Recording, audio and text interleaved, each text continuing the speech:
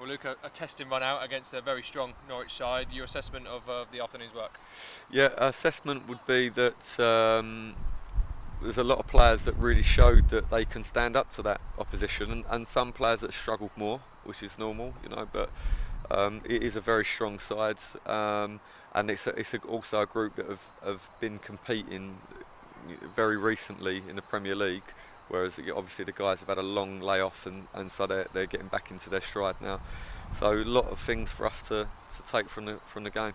That's what it's all about, isn't it? Look, you don't want to lose any match, and you say you don't want to lose by a heavy scoreline, but it is more about the minutes, and it's more about putting them in these different challenges and these different situations to get them ready for the new season. Yeah, the manager didn't want us to play a pre-season schedule that was potentially easy. He wanted us to play a mixture of teams that are going to be competing in League Two and teams that are going to be competing in the Championship and even the Premier League, so that he can see which players are going to step up to the challenge and which players are going to struggle, and also to make sure that we have a mixture of games where we have the ball and a mixture of games where we don't have the ball, and we have to be concentrating on that side of the game more to close space and get up to people and press the ball. Other games we're going to have more of the ball, and you've got to concentrate to make the right pass, the right angle, and I think it's going to give us a good mixture of different challenges.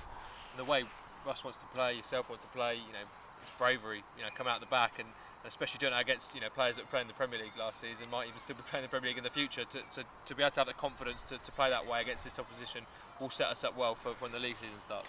Yeah, and today against a team that are very, very physically very quick, very sharp, mentally very switched on. If you pick the wrong decision, they punish you, and so now we can look back. We've got the game, so the game is a brilliant tool for us to look back and be able to say to the players, when you sit down calmly and look, you can see where the space is, you can see where your options are, and hopefully can improve the players by assessing the game afterwards. And obviously you made a lot of changes with half an hour to go, and a lot of young players came on around the same time Norwich brought on the guys that were playing for them in the Premier League last season, and what an experience for some of those to test themselves against that type of opposition. Yeah, I mean, if it was a boxing match, the ref would have had to have stopped it, because it was an uneven bout. But and again, that's fine. We go into that with our eyes open. But yeah, I mean, Norwich are a huge football club. We know that, and they've got probably between 20 and 30 first team players. We are not at that stage. Which is fine. It means that there's great opportunities for young players that if we were the size of Norwich, I can imagine it must be incredibly difficult for young players to get a look in. So yeah, we had guys that have been a professional for a couple of weeks, and guys that have only been a professional for a few months, playing up against players that have played in the Premier League. Off the pitch, there's a few missing faces today. We've obviously you've addressed Willow coming back to fitness. Obviously Richard Keogh working his way back as well, but just Kieran Agard and Reece Healy not involved today. Yes, Kieran has picked something up that at the moment it's a bit early for us to fully assess. So we need the initial impact of the injury to settle down, so we can see what the damage is inside.